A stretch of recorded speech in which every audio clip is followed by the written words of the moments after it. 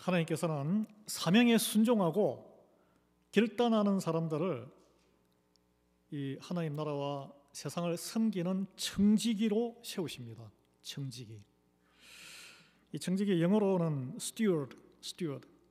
뭐 비행기에 뭐 거기 안에 승무원 같은 생각이 들겠지만 이 스튜디오의 한국어 번역을 찾아보니까 청지기 또 집사, 사환 이렇게 되어 있어요. 이 주인이 아닌데 주인이 하는 모든 일을 맡아서 주인의 권세를 행사하는 사람을 청지기라고 합니다. 여러분 우리 장로교회인데 장로교회 직분 중에 집사가 있죠. 그 집사와 이 집사가 무슨 관계가 있을까요?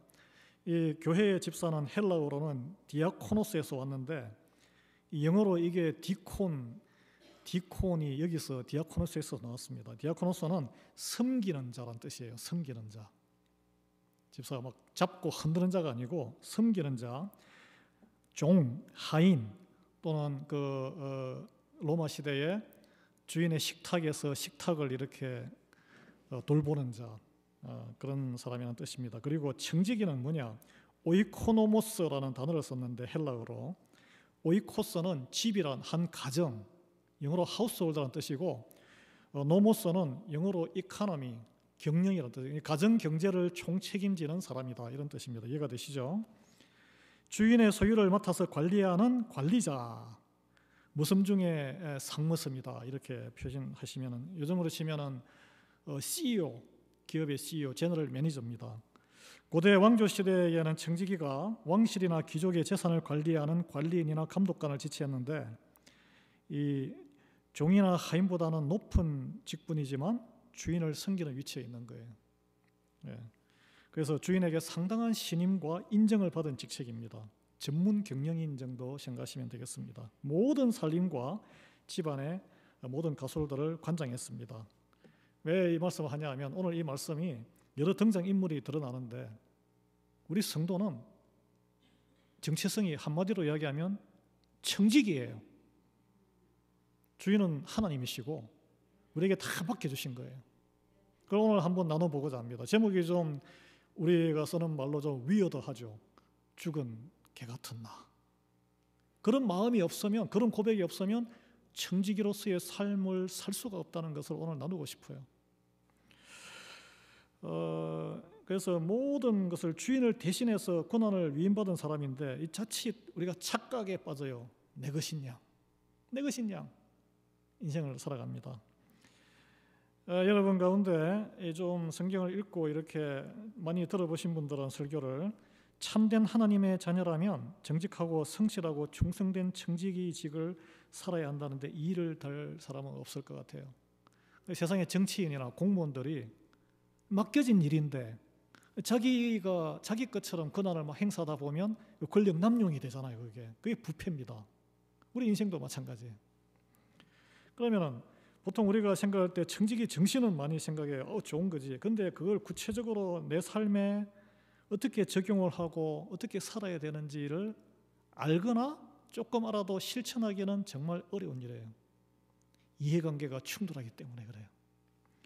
오늘 뭐 제 개인적인 적용까지는 깊이 나누기는 힘들지만 오늘 본문을 통해서 여러 등장인물들, 하나님의 사람들과 그 주변 인물들을 통해서 한번 우리가 나눠보고자 합니다.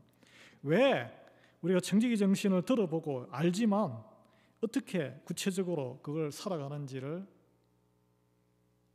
알고 실천하지 못할까요? 왜 그럴까요? 왜 우리에게는 시간과 대표적으로 뭐 재물도 있고 달란트가 있지만 두 가지를 가장 우리가 심각하게 생각하는 게 시간의 사용과 재물의 사용으로 나눌 수 있습니다. 시간을 하찮게 여겨요. 또는 재물을 의지하느라고 안타깝게 우리는 시간과 재물의 청지기가 되지 못해요. 시간은 누구에게나 다 똑같이 24시간 주어지죠. 시간을 청지기로 사용해야 된다고 생각해 본 적 있으세요? 이게 내게 주어진 거다. 나를 위해 쓰는 게 아니라 이 시간을 하나님께서 맡긴 시간이라고 생각하려면 구원의 관점으로 내 하루의 삶을 생각해 봐야 된다는 거예요. 구원의 관점. 왜냐하면 우리가 하루를 살 때 영원한 생명의 시간을 보는 그 관점으로 보기보다는 눈앞에 벌어진 당장의 사건, 이 땅에서 중요한 가치를 쫓는데 내 시간을 더 투입합니다. 그래요. 당장 급한 불 꺼야 되고 내가 세상적으로 더 귀하다고 가치 여기는 곳에 내 시간을 더 쏟아부어요. 그래서 하나님이 주신 내 인생의 시간 대부분을 땅의 보화를 더 많이 얻는 데 사용을 해요. 우리 모습이에요. 그러면 시간의 청지기가 되려면 어떻게 해야 되느냐? 하나님의 뜻이 무엇인지를 구별해야 되고 관계 중심으로 시간을 구별하는 데 눈을 떠야 돼요. 이게 어려운 말인데, 예를 들어서 모든 게 오늘 하루도 눈을 뜨셨죠? 날씨도 어서서한데 여기 오신 분들은 교회 오시는 걸 선택하셨지만 교회에 가야 되나? 에이, 날도 추운데 그냥 따뜻한 전기장판 좀 깔고 비디오나 좀 돌리고 설교 좀 듣고 말지 그 선택이에요, 선택. 또 날씨가 화창해요. 오, 최상의 가을 날씨네. 오늘은 뭘 할까? 오늘 손님 많이 오겠는데 밖에서 만납시다. 한번 운동 한번 해야지. 이게 다 선택이에요, 선택. 아니면은 아유, 이래 환절기에 홀로 계신, 아유, 얼마나 뼈마디가 쑤시고 혹시 감기는 걸리지 않았을까? 카톡이나 전화라도 한번 돌려볼까? 이게 다 선택입니다. 그 선택의 이 바탕에는 이 시간 어떻게 사용할 것이냐, 내가 원하는 것과 하나님이 원하시는 것이 대부분 다르다는 거예요. 저도 마찬가지예요. 월요일 하루 노는데 어떨 때는 놀러 가요. 어떨 때는 자녀를 돌보러 가기도 하고 어떨 때는 월요일 날 하루 쉬는 날임에도 신방 갈 때도 있습니다. 말씀을 안 드리지만. 여러분, 이게 우리는 그런 가운데서 내가 원하는 것과 하나님이 원하시는 것이 같을 때 하나님께서 큰 기쁨과 감사와 축복 이런 걸 또 경험하지만 믿음도 성장하지만 대부분은 내가 원하는 것과 하나님이 원하시는 것은 다를 때가 많다는 거예요. 예. 여러분, 하나님을 믿는 게 뭘까요? 하나님의 능력으로 이 땅에서 내 삶이 더욱 풍성해지기를 원하신다면 그거는 믿음의 진정한 믿음이 아닐 수 있다는 거예요. 그거는 하나님이 주인이 아니고 내가 여전히 주인이란 거예요. 청지기가 아니란 거예요. 하나님이 주인이시고 하나님께서 나에게 맡겨주신 인생으로 살겠다는 게 청지기로서의 자기의 정체성을 깨닫는 것이 믿음이고 그게 바로 은혜 받는 거예요. 그게. 예. 그 청지기로 사는 게 무엇으로 판가름됩니까? 제가 시간과 재물을 예를 들었잖아요. 시간은 바로 여러분의 선택으로 바로 매일매일 판가름이 납니다. 어디에 관심을 두고 어디에 어떤 행동을 하느냐. 두 번째 가장 중요한 지침은 주어진 많든 적든 재물을 어떻게 사용하느냐. 바로 그것으로 드러나는 거예요. 하나님이 내게 주신 모든 것, 재물뿐 아니라 재주, 풍성까지 어떻게 사용했는지는 우리가 피할 수 없는 죽음 이후에 최후의 심판대에서 결산하는 날이 반드시 온다는 거예요. 반드시 옵니다, 여러분. 하나님의 선한 청지기로 과연 저를 포함해서 우리는 살고 있는가? 아니면 나를 위해서 여전히 살고 있는가? 오늘 한번 우리가 스스로 질문하는 시간이 되기를 바랍니다. 그래서 오늘 본문에 등장하는 주인공을 통해서 청지기로서의 삶의 모습과 태도가 어떤 것인지, 나는 어떻게 살고 있는지를 한번 살펴보고 싶어요. 오늘 본문은 이제 다윗이 이 왕이 돼가지고 10년이 이렇게 쫓겨다니다가 이제 드디어 통일 왕국의 왕이 된 사울 왕이 죽은 지가 17년, 18년이 지났어요. 그럼 17, 18년 동안 뭘 했느냐? 주변국의 부족들을 정복하고 안정화시키는 작업을 했습니다. 국내의 반대파도 모두 숙청이 다 됐고요. 주변 전쟁에도 가는 곳마다 다윗이 승리하더라. 이런 그 구절이 나옵니다. 여기 앞 문장에 보면. 그리고 법궤도 한 번 시행착오가 있었지만 하나님의 말씀 그 법궤도 안전하게 예루살렘으로 모셔왔어요. 다 안정됐어요.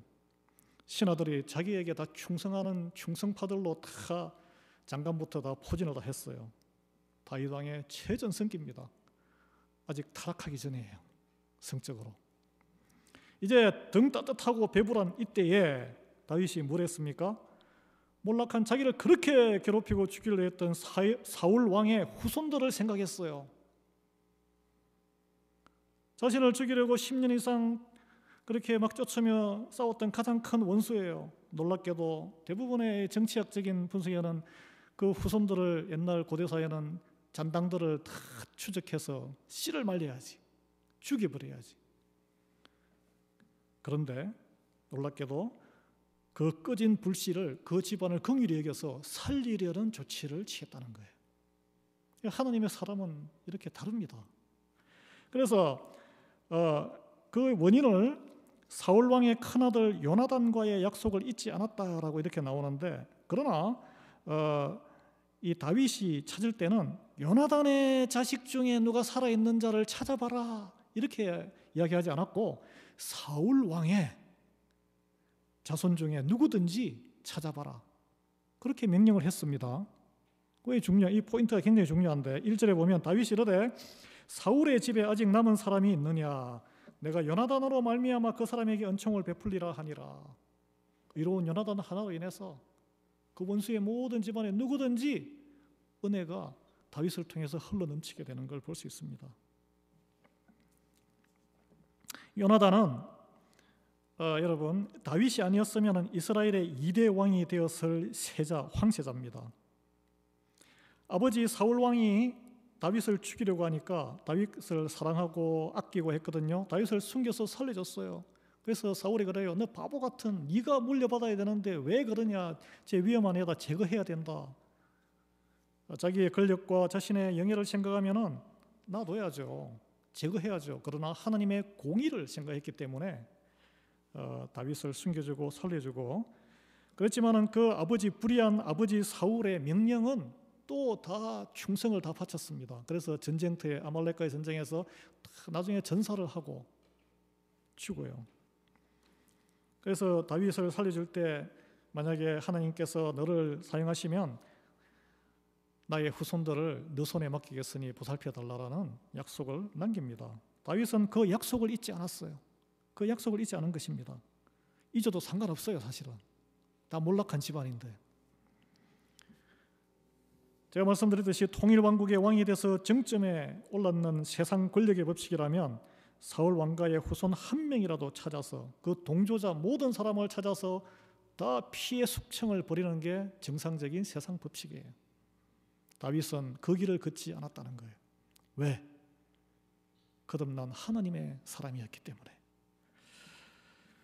여러분 한번 생각해 봅시다. 사망의 음침한 골짜기를 걸을 때, 내 인생이 너무나 고단하고 힘들 때 교회 문턱이라도 발가락 하나라도 걸친 사람이면 하나님께 매달리고 막 이거 해결해 주시면은 이걸 헌신하겠습니다, 서원 기도까지 합니다. 우리가 그래요. 그러나 인생의 정점에 섰을 때, 모든 사람이 나를 부러워할 때, 내가 부러워할 것 하나도 없을 때 하나님을 생각하는 것은 쉬운 일이 아니에요. 내가 이룬 것이, 내가 누리는 것이 내 것이 아니고 하나님 때문이라는 것을 잘 나갈 때 깨닫고 고백하고 어두운 곳에서 눈물 흘리는 자를 위해서 자기의 재원을 흘려보내는 것은 쉬운 일. 이 사람은 내가 정말 오늘 제목처럼 나는 이런 걸 누릴 자격이 없는 사람이야, 이걸 깨달은 자가 아니면은 힘든 일이라는 거예요. 다윗은 권력의 정점에서 자기를 괴롭혔던 원수의 자손들을 몰락의 나라에서 일으켜 세우기 위해서 하나님의 사람으로서 은총을 베풀기로 결정했습니다. 그게 보이시나요? 적용 질문을 하나 드리겠습니다. 화면. 여러분, 나를 힘들게 했던 사람들과 그 자녀들이 교회를 떠나 있거나 어렵게 사는지, 어떻게 사는지 그들의 행방을 묻고 은총을 베풀려고 찾아본 적이 있습니까? 이 은총이란 게 뭐 딴 게 아니에요. 소식 묻고 밥이라도 한 그릇 사주고, 아니면은 눈앞에서 사라지니 아이고 편하고 속 시원하네, 아예 잊고 지내십니까? 이게 적용이에요, 적용. 다윗은 어떤 길을 걸었을까요? 여러분, 예수님은 하늘의 영광을 버리시고 이 땅에 사생아의 모습으로 누추하게 오셔야 했습니다. 왜 오셨습니까? 원수의 자녀들인, 우리는 원수의 자녀예요. 죄인, 사탄의 자녀예요. 원래 우리에게 은총을 베풀기 위해서 오셨어요. 생명구원의 은총을 베풀기 위해서 생명까지 버리신 거예요. 청지기로서 하나님의 자녀된 신분을 깨닫는 이는 하나님의 축복의 풍요에 젖어서 내가 신실하니까 이런 복을 받는 거지 하고 어둠에 있는 남들을 모른 채하며 세월을 낭비하지 않습니다. 적극 찾아 나서서 베푸는 삶을 살아가는 거예요. 그게 바로 청지기로서의 삶인 줄 압니다. 여러분, 지난주 수요일 날이 10월 9일이었나요? 샌프란시스코의 허름한 서민 임대 아파트에 살던 92살의 한 남자가 숨져 돌아가셨는데 이게 큰 뉴스가 되었습니다. 뭐 특별한 사건이 아니고요. 공항이나 도시마다 있는 듀티 프리 샤퍼 DFS 면세점을 창업해서 지난 수십 년 동안 억만장자로 살아왔던 척 핀이라는 사람인데, 이 큰 부자이자 대표적인 자선사업가인 빌 게이츠가 이 사람을 두고 척 핀이는 나의 영웅이다 이런 말을 했고, 워렌 버핏 아시죠? 주식. 이분은 척 핀이는 나의 영웅이고 빌 게이츠의 영웅이다. 그는 모든 사람의 영웅이어야 한다라고까지 했어요. 왜 이런 표현을 했을까요? 그는 평생 이미 1980년대부터 1년에 3억 달러 이상의 순수익에 돈을 벌었어요. 넘치는 돈. 원래 억만장자가 아니었어요. 가난한 간호사, 중산층의 가난한 모기지도 내기 힘든 그런 부모 밑에서 뉴저지에서 태어나서 자랐는데, 어릴 때부터 아르바이트 해가면서 막 돈도 벌고 공부도 했는데, 이 면세점 하면서 돈을 벌어서 처음에는 뭐 누구나 그러지, 리무진도 사고 좋은 옷도 사 입고 했는데 이게 이런 삶이 아닌 것 같다. 그래서 자기의 모든 그 1년에 3억 이상 들어오는 그 수익을, 회사의 모든 지분을 비영리 기관을 만들어 가지고 몰래 그쪽으로 다 그냥 재산을 다 넘겼습니다. 그래서 자기는 완전히 구두쇠로 살았어요. 구두쇠로. 그래서 어떤 상공인들이 뉴욕에 식사를 하면은 밥값 안 내려고 빨리 자리를 떠나고 그래 해가지고 욕을 많이 얻어먹었어요. 그런데 이분이 그러면서 자기는 차도 다 팔고 평생 이제 차도 없이, 그리고 집도 안 사고 그냥 렌트 아파트에서 서민처럼 걸어 다니면서 이렇게 살았다는 거예요. 시계도 일본 카시오 제품 $10짜리만 사고, 그게 살기가 쉽습니까? 그래서 이분이 평생 동안 수천 개의 학교와 병원과 미술관과 도서관과 또는 뭐 질병 전 세계에 도와준 게 80억 달러. 우리나라 돈, 한국 돈으로 11조 원. 자녀가 5명이 있어요.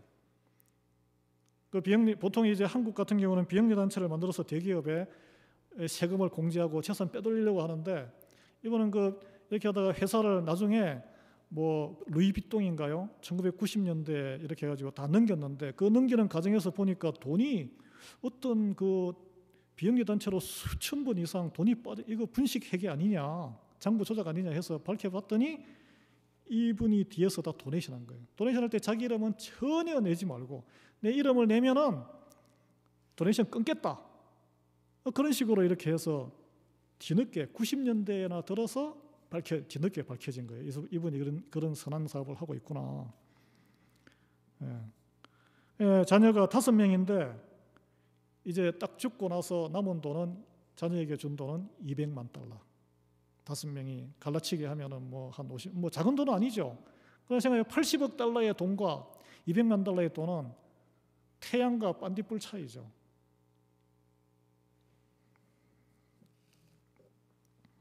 검소하게 살면서, 그리고 그 비영리 단체는 어떻게 됐느냐, 자기가 살아있을 때 이 돈을 다 소진하고 써야 되겠다 해서 2016년도까지 모든 돈을 다 흩어 쓰고 2020년도에 이 비영리 단체는 문을 닫았습니다. 그리고 2023년도에 지난주에 돌아가신 거예요. 왜 이분이 이렇게 살았느냐, 부모님이, 신실한 부모님을 보고 배운 거예요. 이게 그가 이렇게 검소하고 남을 돕는 생활을 하게 된 그 이유는 이렇게 밝히고 있어요. 주변에 이제 평가가, 대공황 시절에 경건한 기독교 신자였던 아일랜드 노동자 부모의 자녀였던 그는 어려서부터 가난하지만 서로 돕는 공동체 의식을 배웠다.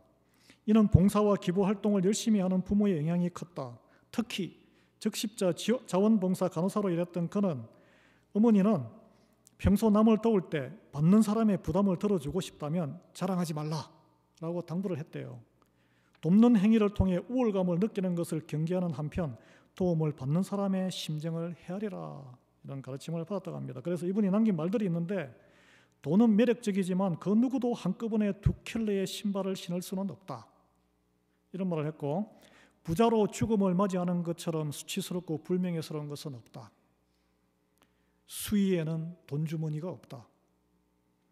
부는 다른 사람을 돕는 데 사용해야 한다. 사람이 저에게 행복이 무엇이냐고 묻습니다. 저는 다른 사람을 도울 때 행복하고 돕지 않을 때 불행합니다. 이런 말씀을 했어요. 뭐 이렇게 너무 큰 부자니까 도울 수 있지 않겠느냐, 그렇게 생각을 할 수 있겠죠.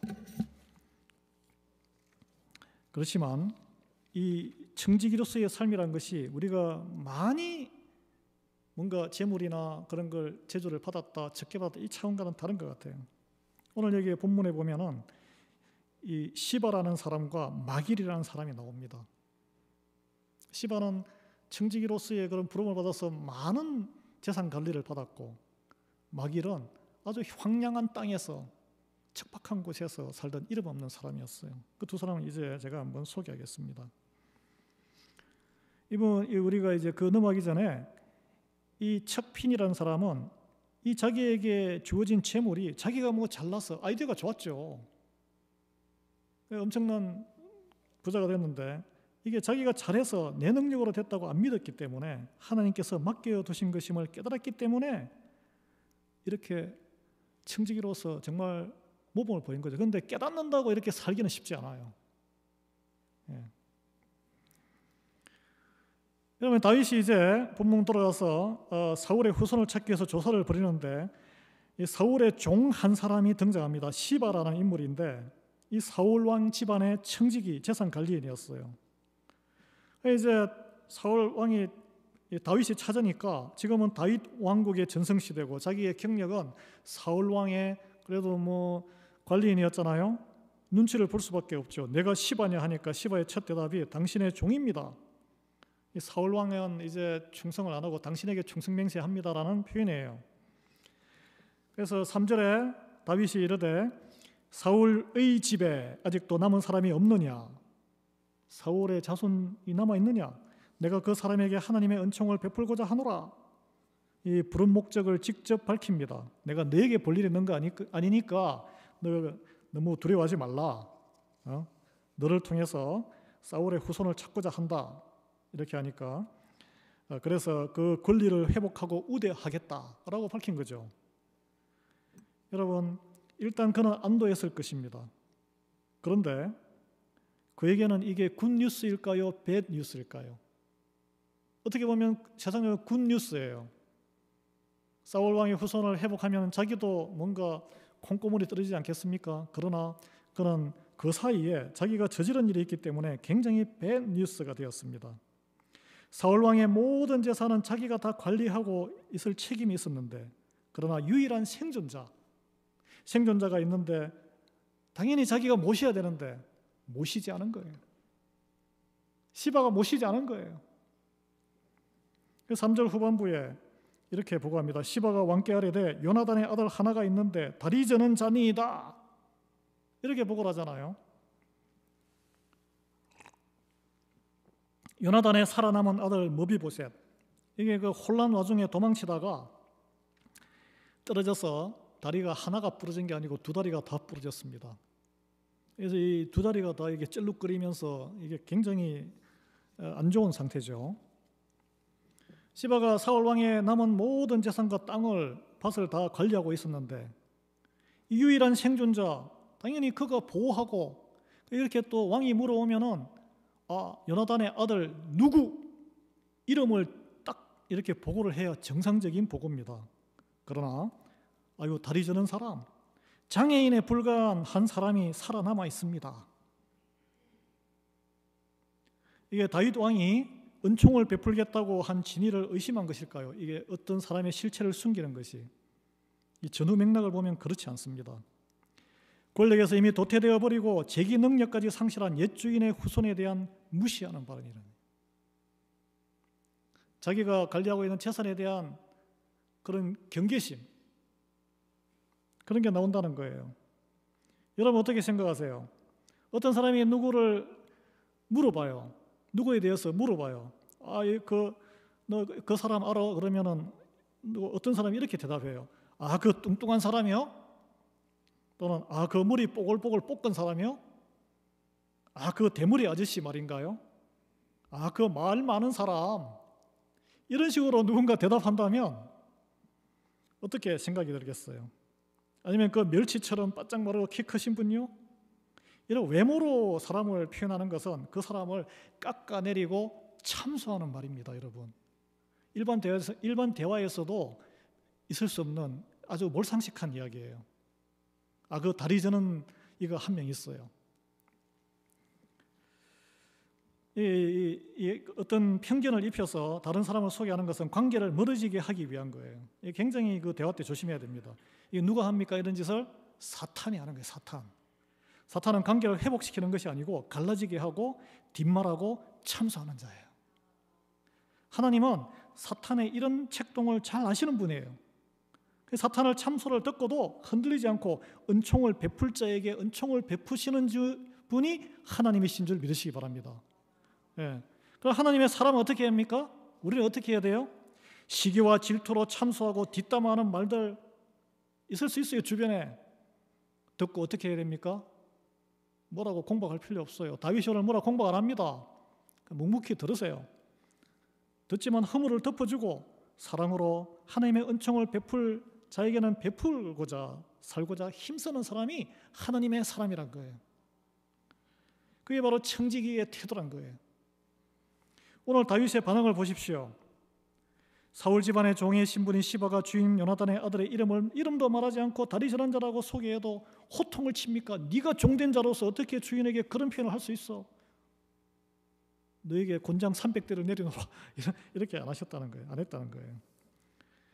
다윗은 사랑하는 요나단의 아들을 이렇게 말하는 자, 인간이면은 속으로 확 화가 나지 않았겠어요? 처단하거나 그럴 권력을 가지고 있었지만 그러지 않았습니다. 무엇보다 머비보셋을 안전하게 찾아내어서 은총을 베푸는 것이 더 중요한 일이기 때문에 그래요. 생명을 살리고 하나님 나라를 세우고 그게 더 중요하지 분쟁의 분쟁을 이 문제를 더 일으키는 것이 중요한 일이 아니란 거예요. 4, 5절에 보면 왕이 그에게 말하되 그가 어디에 있느냐 하니 시바가 왕께 이르되 로드발 암미엘의 아들 마길의 집에 있나이다 하니라. 다윗 왕이 사람을 보내어 로드발 암미엘의 아들 마길의 집에서 그를 데려오니, 데려오고 나서 그 다음에 또 다윗이 시바를 처벌했을까요? 아니에요. 적용 질문 두 번째 들어가겠습니다. 주변에 여러분 뒷담화하거나 남을 참소하는 이가 있습니까? 아니면 본인이 그런 적 있으세요? 여러분 어떻게 반응하셨어요? 기가 솔깃하셨습니까? 맞장구 치셨어요? 흔들리지 않고 참소받는 사람에게 원수 같은 사이라도 찾아가거나 교회로 데려와서 주님의 사랑을 베풀기 위해서 계속 노력했습니까? 아니면 했으면 하시기 바랍니다.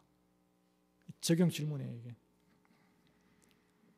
시바는 왜 주인의 손자를 내팽개치고 자기가 다 재산을 차지하고 모른 채 했을까요? 청지기로서 책임과 의무를 망각한 거예요. 9절 10절에 보면 9절 10절에 뒤에 보면 9장 10절에 시바는 아들이 15이요 종이 20명이라 이렇게 딸린 식구가 많아요. 딸린 식구가 많아서 욕심이 생겼을까요? 아니면은 두 다리도 제대로 못 쓰고 주변 세력도 없고 충성하지 않아도 징계할 사람도 없다고 여겼기 때문에 자기 실익을 차린 걸까요?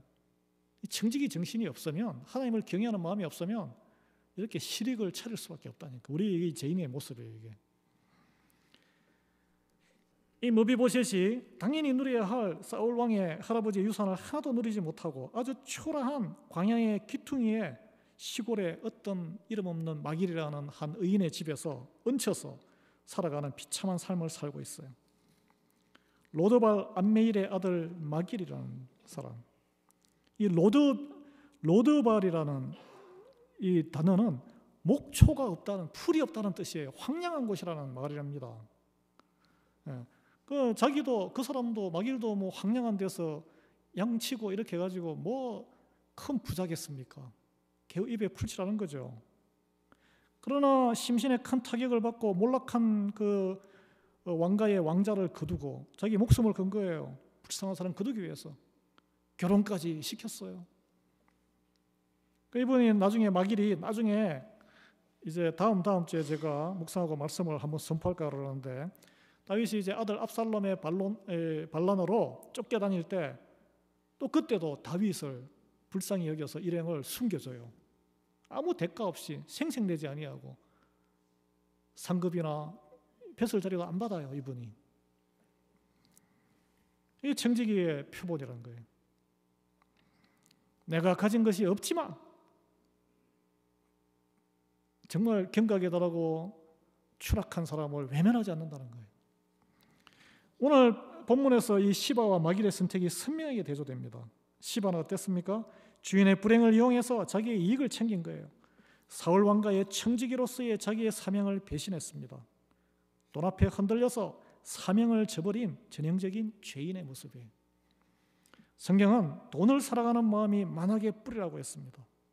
반면 마길은 손익계산을 따지지 않고 불행에 빠진 연약한 사람을 돕는데 자기의 빈약한 처지와 상황을 고려하지 않고 가진 것을 사용하는 데 주저하지 않았어요. 그 마길의 수고로 머비보셋은 살아남게 된 거예요. 그리고 결혼해서 오늘 아들 이름도 나오죠. 본문에 미가라고 대를 잇게 되었습니다. 여러분, 일부 성경학자들은 이 이제 사울이 베냐민 지파인데, 여러분 사도 바울이 베냐민 지파예요. 물론 뭐 여러 그 조상이 있을 수 있지만 어릴 때 이 원래 본명이 사울이었던 점을 감안해서 그가 머비보셋의 직계 후손이라고 추정하기도 해요. 확인 안 되지만 만약에 이게 사실이라면 이 마길 덕분에 바울과 같은 후손이 연결됐다고 할 수 있습니다. 여러분의 작은 청지기의 이런 도움이 하나님의 큰 나라를 일으켜 세울 수 있다는 거예요. 네. 하나님께서는 머비보셋처럼 몰락한 가문, 아무런 소망도 희망도 없는 질뚝박이가 되어서 내가 저 베풀어 본들 무슨 나에게 이득이 있겠어, 갚을 길조차 없는 어둠에 있는 사람을 돕는 자를 기뻐하신다는 거예요. 네. 그것이 광야 같은 메마른 가난한 삶 속에서도 마길이 보여준 청지기 인생의 모본입니다. 그런데 이분이 어떻게 이걸 도울 수 있을까요? 자기 힘으로는, 자기 의로움으로는 돌볼 수 없어요. 하나님께 감사하는 마음, 그리스도의 주권을 인정하면 돌아올 보답이 전혀 없음에도 생색내지 않고 도와주게 되는 청지기로서의 삶을 작지만 살 수 있다는 거예요. 바로 여러분이 할 수 있는 일이에요. 그게 우리 교회가 할 수 있는 일이에요. 작지만 우리는 선교를 할 수 있습니다. 교회 규모에 상관없어요. 적용 질문 세 번째입니다. 세 번째, 여러분에게 주변에 두 절름발이 같은 인생의 어려움에 처한 머비보셋은 누구입니까? 지금 여러분은 시바입니까? 마길입니까? 한번 오늘 적용 질문 한번 생각해 보십시오. 다윗 앞에 이제 호출되어서 두 다리 쩔룩거리며 나오게 된 머비보셋이, 다윗이 이렇게 말합니다. 내 아버지 요나단으로 말미암아 내게 은총을 베풀리라. 내가 내 할아버지 사울의 모든 밭을 다 내게 도로 주겠고 또 너는 항상 내 상에서 떡을 먹을지니라. 이 한마디로 그는 왕족으로서 신분이 회복되었습니다. 시바에게 빼앗겼던 모든 재산이 회복되는 순간이에요. 그런데 머비보셋이 뜻밖의 반응을 보입니다. 드디어 내가 왕족으로서 신분이 회복됐구나, 할렐루야, 이렇게 해야 되는데 8절에 그가 저람이 이르되 이 종이 무엇이기에 왕께서 죽은 개 같은 나를 돌아보시나이까? 저는 자격이 없습니다. 이 다윗 왕이 베푼 것은 일방적인 혜택이에요. 이걸 은혜라 그래요. 은혜. 기대하지도 않았는데 저도 안 되는 것인데 공짜로 주는 거예요. 받을 자격이 없는데 역적의 자손인데 왕족으로 복권시켜 주는 거예요. 여러분, 개는 성경에서 개와 돼지는 가장 혐오할 만한 동물, 혐오할 만한 사람, 먹은 것을 토해내고 다시 먹는 더럽고 부정한 동물로 표현되어 있습니다. 유대인들에게는 경멸의 대상이에요. 다른 믿지 않는 자들 이야기할 때. 우리 말에도 개 플러스 어린아이 되면 그 단어가 뭐죠? 개똥똥. 그 쓰면 안 됩니다. 부부싸움 아무리 해도. 아주 몹쓸 욕이에요. 그것도 그냥 개도 아니고 죽은 개예요. 죽은 개. 어른거리고 이빨을 드러낼 수도 없는 죽은 개. 아무 쓸모없고 버림받고 무가치하고 먹을 수도 없는, 개고기로 먹을 수도 없는, 나는 무가치한 사람. 그런 그 고백에 죄인 중에 죄인이라는 고백을 하는 거예요. 내가 누구이간데, 내가 누구이기에 이 은혜를 베푸십니까 하나님? 이 고백은 이 머비보셋만 한 고백이 아니라는 거예요. 이게 모세가 하나님의 부르심을 받아서 사명을 받을 때에도 내가 누구간데 저는 자격이 없습니다 하나님. 예? 또 다윗 왕이 왕으로 기름 붓고 왕 앞에 하나님 앞에 엎드려서 이게 이제 다 모든 게 평정되자 사무엘하 7장 18절에 주여 여호와여 나는 누구이오며 내 집은 무엇이기에 나를 여기까지 이르게 하셨나이까. 감당키 어려운 은혜 앞에서 엎드리는 거예요. 예. 그런 사람에게 기름 부어주시는 거예요. 그런 마음을 가지고 있으면 하나님의 마음대로 쓰지 않겠습니까? 예. 이제 척피니가 그런 마음으로 평생을 살았다는 거예요. 자기를 절제하면서 1년에 3억 달러, 3천억이 돈이 그냥 들어오는데 어떻게 방 한두 칸짜리, 부인하고 두 칸짜리에 렌트 저보다 더 작은 집에 사네요. 렌터에 이렇게 살면서 걸어다니면서 $10짜리 시계를 차고, 뭐 그분의 위인이죠. 위인. 우리가 그 정도는 되지 못할지라도 그 마음은 닮아야 한다는 거예요. 내가 무엇이기에 나를 이렇게까지 돌보시나이까. 이 고백이 하나님 앞에 거듭난 모든 성도의 입에서, 저와 여러분의 입에서 터져 나올 고백이어야 할 줄 믿습니다. 예. 내가 무엇이기에 존귀하신 하나님이 그 영광을 다 버리고 인간으로 이 땅에 오셔서 나를 위해 죽기까지 하셨습니까? 내가 누구이기에? 다윗이 시바를 따로 불러요. 시바가 놀랐을 거예요. 처벌당하지 않나. 그러나 모든 재산을 이렇게 말해요. 내 주인의 아들에게 주라고. 머비보셋이 내 주인의 아들이다. 내 주인의 아들에게 너와 너의 모든 종들이 일을 해서 양식을 대어주라. 시바의 위치를 원래대로 청지기로 조정을 했습니다. 자기가 주인 노릇하고 있는데 너는 청지기로서 살아가라. 조정한 거예요.